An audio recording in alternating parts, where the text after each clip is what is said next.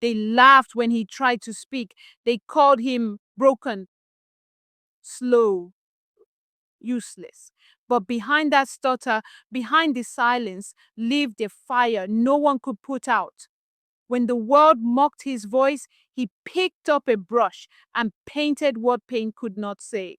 Now, the same people who once rejected him stand in galleries whispering his name. This is the story of Ikena, the boy they mocked, who turned silence into art.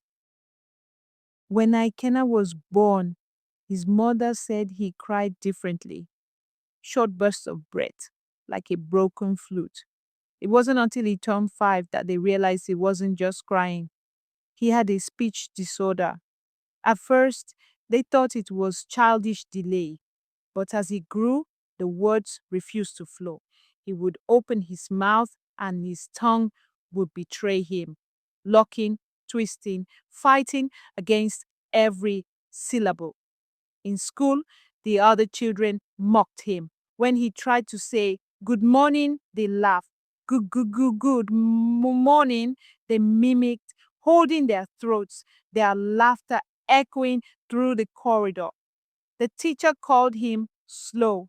The headmaster said he might not be fit for public school. At home, his father, a strict retired soldier, had no patience. "I don't want to raise a coward," he would shout. "When I was your age, I could recite the national pledge without shaking." His mother, Ngozi, would always step in. "Leave the boy alone." "Okay," she'd plead. "He's trying." But in Ikena's heart, every word felt like a stone he had to swallow before he could breathe. The house was always quiet, except for the radio. Ikena's father listened to the news every night, while Ngozi sold gari and palm oil in front of the house. Ikena had no friends.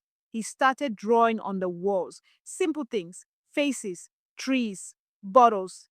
He never spoke much, so the world inside his head found a home in the charcoal lines he drew. One afternoon, his father caught him sketching instead of reading. "What are you doing?" The drawing." His father frowned. "Drawing what? You think this nonsense will feed you?" He tore the paper, flung it into the small fire by the kitchen, and said, "Focus on your books, not this useless thing." That night, Ikenna cried quietly, using his pillow to muffle the sound. He promised himself, one day they'll